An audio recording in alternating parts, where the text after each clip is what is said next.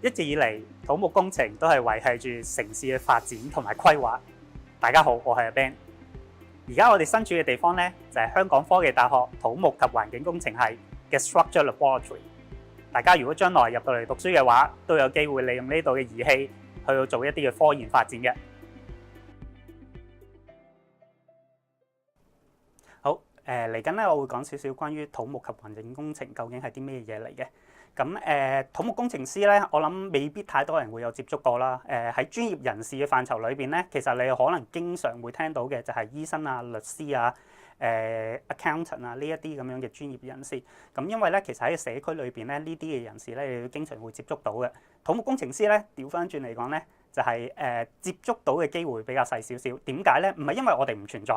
其實香港嘅土木工程師咧，其實有非常之多嘅。點解你哋接觸唔到咧？原因就係話，當我哋喺一個好舒適嘅環境底下裏邊咧，其實係冇太需要去到接觸土木工程師嘅。土木工程師主要嘅工作環境咧，就係喺一啲未發展嘅地方。當嗰笪地方咧唔適合人類去到生存嘅時候咧，我哋就會揾我哋嘅土木工程師去到提供各種嘅基建同配套，令到人類係會有一個安全同舒適嘅環境去到生活嘅。咁包括啲咩咧？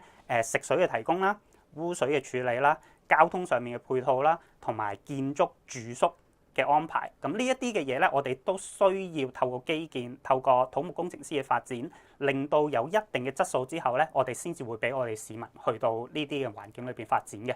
咁究竟土木工程師我哋會做啲乜嘢嘢咧？咁其實土木工程咧，除咗話起橋起樓，一啲地盤嘅工作之外咧，咁其實包括好多嘢。起橋起樓其實只係土木工程裏邊嘅一個好細嘅一個範疇。咁如果我哋喺揀科嘅時候咧，你會見到喺建築發展上面咧，其實除咗 civil engineering 之外咧，仲有好多其他嘅 subject 嘅，例如 architecture 啦、planning 啦、building and construction 啦、building service 啦、surveying 啦。咁其實呢一啲係啲乜嘢嚟嘅？其實大家都同建築同社區嘅發展有關。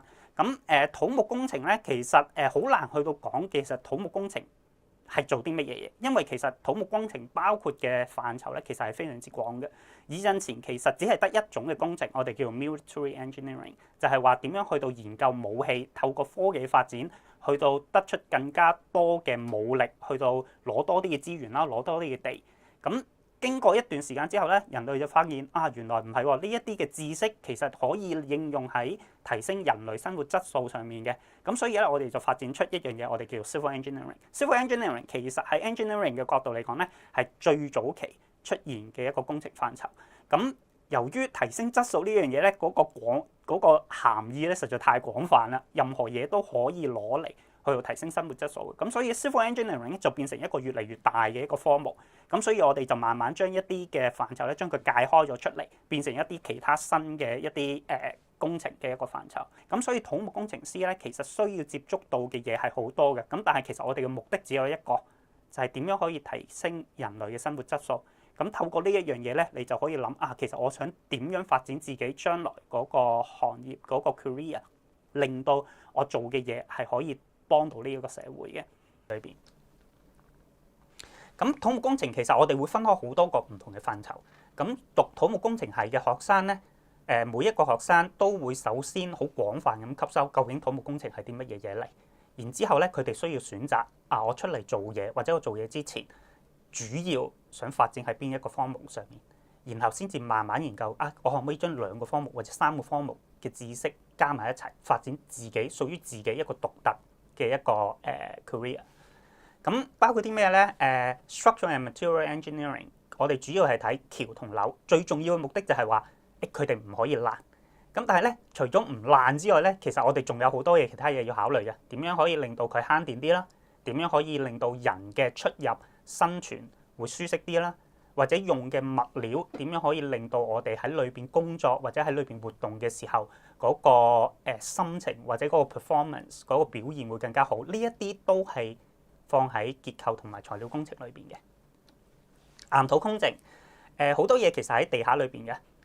所有嘅建築、所有嘅建設都一定要落去地下，一定要扎根，一定要有一個好嘅根基。因為地下裏邊嘅岩石嘅分佈啦、岩石嘅種類、岩石嘅強度呢啲嘅嘢，其實全部我哋睇唔到嘅，而且我哋亦都冇可能將所有嘢掘起晒，然後先至去起我哋嘅樓。咁所以就要透過好多同經驗有關嘅處理啦，好多嘅計算啦，好多嘅估算啦，你要睇翻我點樣起棟樓先至可以 make sure 佢係最穩陣、最安全嘅。咁喺香港咧，亦都有另一個範疇係關於 geotechnical engineering 嘅，就係斜坡。香港係全世界斜坡密度最高嘅一笪地方，因為我哋嗰個香港嘅地理環境所限咧，我哋需要將好多嘅社區嘅發展咧放喺一啲好斜嘅斜坡嘅附近。咁點樣可以令到呢啲嘅斜坡安全？點樣可以令到呢啲嘅斜坡唔會危及到我哋平時嘅生活咧？呢一樣嘢係需要花費好多嘅功夫落去做嘅。環境工程咧係近年比較多人去關注嘅一個科目，所以點解我哋科技大學嘅土木工程，我哋會將佢加埋環境工程落去？原因就係因為其實環境同我哋嘅生活同我哋社會質素係息息相關嘅。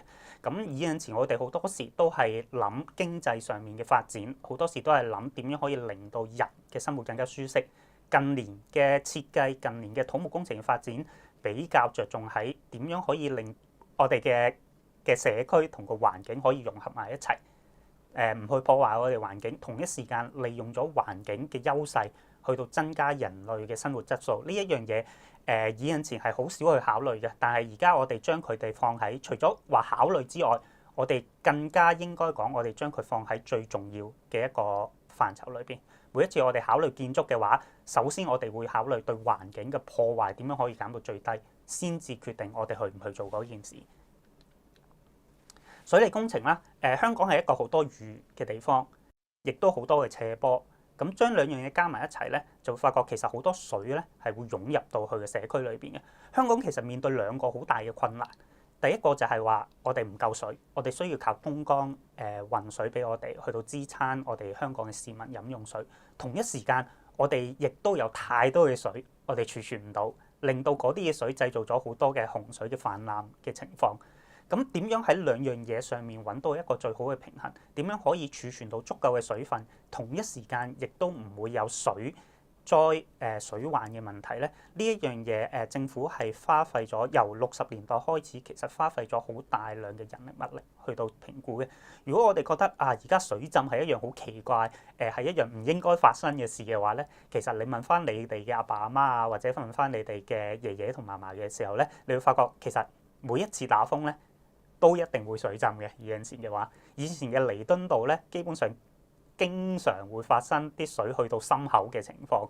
咁但係而家你會覺得唔係啊，水可以去到心口嘅咩？其實係有賴於過去嘅土木工程師其實花咗好多嘅心機落去做嘅。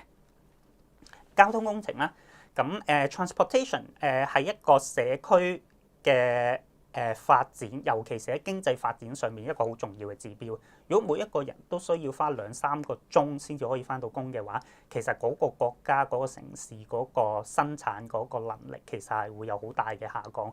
咁點樣可以令到社區嘅規劃，令到交通方面可以達到一個更加暢順嘅地步咧？咁呢樣嘢其實有賴好多嘅配套嘅安排，亦都有賴好多嘅土木工程師。土木工程師其實唔單止係起呢一啲嘅路，甚至乎呢啲路嗰個安排，邊一度放交通燈，交通燈嗰個處理手法，幾多時間係紅燈，幾多時間綠燈，呢啲全部嘅嘢咧，其實都歸納喺土木工程喺裏邊嘅。系統工程啦，頭先講到土木工程係一件好大嘅範疇嚟㗎，我哋成日叫佢哋做大笨象工程。由於佢哋牽涉到嘅錢同埋牽涉到嘅人力係好多，一個地盤裏邊隨便我哋都可以揾到幾百個工人喺度做緊嘢，而每一日工作嘅人同埋工作嘅公司其實都會唔同。咁所以點樣喺呢一個咁樣嘅環境底下做到一個更加好嘅管理，做到一個更加好嘅系統，令到我哋嘅工程嘅質素有所提升咧？呢一樣嘢亦都係一個好重要嘅範疇，咁亦都會喺土木工程裏邊去到介紹嘅。好，嚟緊我會講一講香港嘅土木工程啦。咁其實可能大家唔會知道，其實香港嘅土木工程咧，其實喺世界嚟講咧，係有一個好崇高嘅一個地位嘅。咁點解我會咁講咧？其實你睇勻全世界嘅所有地方咧，其實你唔會揾到一個地方好似香港咁有咁多嘅高樓大廈。咁喺科技發展上面，喺高樓大廈嘅設計同埋建築上面咧，其實香港工程師嗰個經驗同埋我哋嘅能力咧係非常之高嘅。咁所以咧，其實你會睇到咧，全球越嚟越多嘅高樓大廈嘅建築嘅發展，其實好多都會有香港工程師嘅足跡喺裏邊嘅。咁究竟香港工程師喺高樓大廈嘅設計同發展上面究竟有幾犀利咧？咁可以喺呢一張 slide 裏邊咧，我哋可以睇到嘅。咁呢張 slide 其實講咩咧？其實係一個統計啦，就係將全世界所有城市上面嘅高樓大廈做一個分數嘅分配。嗰棟樓如果越高嘅話咧，我哋俾一個越高嘅分數佢，然後將呢個城市裏邊所有嘅高樓大廈嘅分數加埋一齊。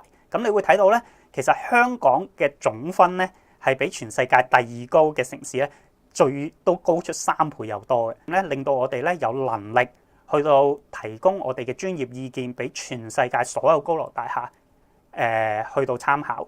咁所以你會睇到咧，全世界而家最高嘅 building 咧，其實我哋香港嘅工程師係有份參與設計同埋有份去起嘅。其實所有嘅香港人都應該為我哋香港嘅城市發展到呢個地步值得驕傲嘅。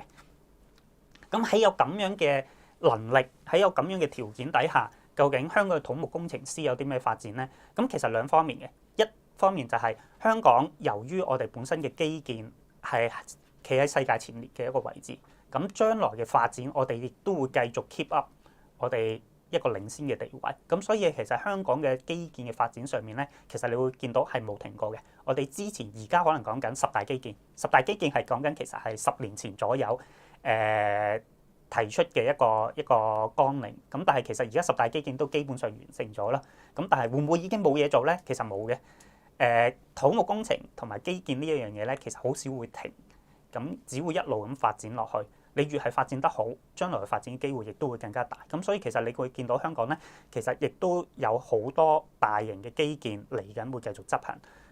除咗你話香港之外，咁其實仲有好多其他嘅配套啦。例如其實我哋而家講緊嘅就係大灣區嘅發展。咁其實包括咗好多一啲新型甚至乎全世界未出現過嘅一啲藍圖，其實我哋亦都放咗喺裏邊。咁所以其實土木工程係發展咧，將會遇到好多新嘅挑戰，亦都需要好多新嘅人才去到加入我哋嘅。咁港珠澳大橋啦，其實開通咗，除咗佢係一條全世界最長嘅一條橋之一之外咧，咁其實佢亦都開通咗好多唔同嘅聯繫，亦都開通咗一啲新嘅發展嘅機遇。咁呢啲發展機遇亦都有賴一啲新嘅基建去到配套，去到配合。咁所以咧，其實港珠澳大橋唔單止係一條橋嘅工程，亦都係一個成個配套將來發展嘅一個里程。咁三跑啦，三跑亦都係一樣嘅。咁佢除咗係一個機場嘅一個擴展嘅一個工程之外咧，其實三跑發展咗之外，其實亦都帶嚟一啲物流啊、一啲運輸啊，甚至乎一啲國際性嘅合作嘅一啲基建或者一啲投資嘅一啲發展喺裏邊。咁所以其實三跑雖然話佢只係一個跑道嘅工程，咁但係咧亦都牽涉到好多嘅嘢。咁三跑其實有聽開新聞嘅同學咧，都可能會發現其實三跑有好多拗撬嘅，亦都有好多問題發展喺裏邊。唔係一個簡單嘅工程，因為其實三跑呢個環境咧，其實一路以嚟都係我哋投放一啲有害物質嘅一個海域嚟嘅。咁而家要將佢重新掘起嚟到起一啲新嘢咧，其實會有好多環境相關嘅問題。咁附近亦都有中華白海豚嘅足跡啦。咁所以點樣喺唔影響環境底下可以起到我哋三跑咧？咁呢一個亦都對於土木工程師嚟講係一個好大嘅挑戰嚟嘅。啟德發展區啦，咁其實啟德只係其中一個。我哋之前有西九，而家有啟德，將來亦都會有一啲舊嘅社區嘅重新發展。咁其實呢個亦都係一個世界嘅趨勢。咁點解咁講咧？就係因為其實而家個社區發展全球都有一個好急劇嘅一個轉型存在緊。咁所以每一個社區，就算你覺得個社區可能唔算好舊嘅話，都會有一個計劃去到將佢重新翻新。因為其實社區嘅用途、社區嘅發展，其實相比於20年、30年前嚟講，其實有一個好大嘅轉變。亦都喺個發展上面，以前我哋話工業區就會係工業區，商業區就會係商業區。但係其實而家我哋睇起嚟咧，其實已經冇再分呢一啲嘢，因為其實嗰個改變可以太急促。可能今年你可能覺得商業好重要。但係可能2年之後，你要覺得商業其實式微咗好多，我哋要做工業。咁點樣可以令到社區嘅發展可以配合到呢個社會嘅改變咧？呢樣亦都係新嘅土木工程師、下一代嘅土木工程師需要尋求嘅一啲突破嚟嘅。咁香港嘅工程發展咧，其實我諗我都冇需要再特別去到多講。咁其實香港維持到喺世界領先嘅地位嘅話咧，其實唔單止係我哋嘅人同埋經濟發展，唔單止係物流嘅發展，其實喺個建築上面，其實個配套係一路都存在。咁所以你見到其實政府用喺工程上面嘅錢，其實一路都有增加，亦都喺將來我哋可見嘅時間裏邊，亦都會一路繼續咁增加落去。好啦，嚟緊落嚟咧就係一啲賣廣告嘅時間啦。咁香港科技大學嘅土木工程咧，以土木工程嚟講咧，係全香港最大嘅一個 program 啦。咁我哋呢個 program 嘅發展咧，其實都同呢個社區嘅發展有好大嘅聯繫嘅。咁我哋嘅讀嘅科目啦，或者我哋做嘅研究啦，都同社區嘅發展係息息相關嘅。咁所以喺我哋嘅4年嘅土木工程嘅 program 裏邊咧，我哋都會希望學生可以接觸到更加多社區嘅發展。咁所以咧我哋都會提供一啲新嘅配套啦。例如我哋亦都希望學生可以參加多啲嘅設計嘅比賽啦。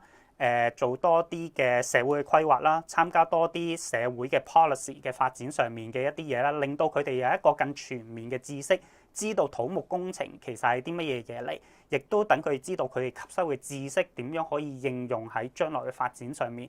咁我哋嘅配套裏邊咧，除咗話你哋上堂讀書考試之外咧，亦都有好多同實戰有關、同經驗嘅累積有關嘅一啲項目，包括喺裏邊嘅。呢一方面咧。咁其實科大嘅土木工程咧，其實特別嘅地方咧，包括咗以下幾點嘅。第一個就係工業嘅訓練咧，我哋係一定會提供俾學生嘅。咁我哋嘅土木工程系咧，會幫學生去揾一啲工業訓練新嘅經驗啦，例如3D printing，例如一啲新嘅建築嘅方法，一啲嘅 BIM， 一啲新型嘅建築嘅資訊系統嘅一啲實習。咁呢一啲最新嘅發展咧，我哋都會俾學生有機會去接觸到嘅。另一個好重要嘅地方咧，就係 internship 實習。出去同個社區接觸咧，係一個好重要經驗嘅累積，對於土木工程師嚟講咧，係一個重要嘅範疇嚟嘅。咁所以咧，我哋係會揾埋工俾我哋嘅學生去到參加實習。make sure 就係每一個讀土木工程系嘅學生，佢哋喺個4年嘅讀書嘅生涯裏邊咧，係一定會有機會去到實習嘅。咁另外咧，喺最後一年咧，咁除咗你會做一個我哋叫做 final year project，咁我哋亦都有一個叫做 capstone design，就係等學生真係有一個實戰嘅樓宇設計嘅一個經驗。咁呢2個科目咧，都係我哋香港土木工程裏邊咧比較行先嘅一啲發展嚟嘅。至於土木工程師嘅路向咧，如果你修讀4年制嘅土木工程，你將會喺2022年入學，然後會喺2026年畢業。咁喺你畢業嘅時候咧，就會面臨人生嘅一個抉擇啦。頭先講過啦，土木工程其實係一個非常之廣泛嘅一個範疇。咁相對嚟講咧，可以選擇嘅工種咧，亦都非常之多嘅。由設計、由工程嘅實施，去到發展，去到 planning， 都係一啲可以選擇嘅工種。咁當你哋進入咗呢個公司之後咧，就會由香港工程師學會就會有一個叫做 Scheme A Training 嘅 program。咁呢個 program 裏邊咧，就會係一個維持4年嘅 program 啦，就會幫你哋去到發展成為一個土木工程師。咁需要累積一定嘅經驗嘅，包括咗喺設計上面嘅經驗啊，包括咗喺工程執行上面嘅經驗，都會累計到。咁累計到之後咧，咁你就可以參加一個professional qualification examination。合格咗之後咧，就會正式成為一個工程師。成為咗工程師之後嘅發展咧，就完全取決於你自己嗰個意向啦。咁土木工程咁多個範疇裏邊啦，你可以選擇喺其中一個範疇裏邊做得更加深入，成為嗰個範疇裏邊嘅一個專業人士。咁亦都可以選擇將你嗰個知識水平去到擴闊咗，咁就變成一個適合好多唔同嘅基建項目都可以有發展空間嘅一個工程師。咁呢樣嘢咧就完全取決於你自己啦。咁一路做落去之後咧，就會慢慢由一個工程師發展成為一個總工程師，甚至乎係一啲嘅土木工程公司嘅合夥人，或者建立自己嘅公司咁樣嘅。咁咧科大嘅土木工程咧，其實係由香港工程師學會咧承認嘅一個 program 嚟嘅，亦都喺佢哋嘅各個範疇裏邊咧，你哋都可以攞到你嘅專業資格。咁除咗話頭先講過土木工程嘅專業資格之外咧，亦都有結構工程同埋岩土工程嘅專業資格，你哋係可以攞到嘅。咁好多人都對於人工好有興趣啦。咁呢幾年可能大家都會憂心就係嗰個經濟發展可能唔係咁好，甚至乎可能有機會會有一個倒退嘅情況底下，個人工會唔會相應受到影響咧？我會咁樣講，土木工程咧係一個最唔受經濟發展影響嘅一個範疇嚟嘅，因為其實喺正確嘅社區發展裏邊咧，越係經濟唔好咧，就越需要發展基建。因為基建咧先至係填補嗰個失業率最好嘅一個做法，咁所以咧通常咧經濟唔好嘅時候咧，政府就更加需要大力咁樣去推動呢個基建嘅發展啦。咁所以咧土木工程師嗰個發展機會咧，相對嚟講咧，我唔可以講係更加好，但係起碼唔會受到太大嘅影響嘅。咁所以你會見到咧，其實喺2019年咧，我哋畢業生嗰個人工咧，其實唔單止冇跌到，反而係有提升添嘅。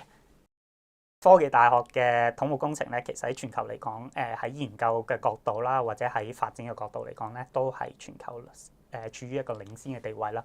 咁呢啲 ranking 嘅嘢咧，你哋可以自己睇啦，我亦都唔提太多啦。好啦，頭先咧已經好概括咁樣講咗究竟咩係土木及環境工程啦。咁呢一個係一個非常之有挑戰性嘅一個行業啦。咁亦都關係到將來社會嘅發展。咁如果大家咧對於呢一方面係有興趣嘅話咧，或者有任何關於土木工程系嘅問題想知多啲嘅話咧，可以隨時 email 俾我嘅。科技嘅發展令到全球嘅城市都需要急速嘅轉型，面對全新嘅挑戰，我哋希望更加多嘅人才可以投身喺呢個專業，為我哋社會作出貢獻。希望喺不久嘅將來，我可以喺科大嘅校園裏邊見到大家。Thank you。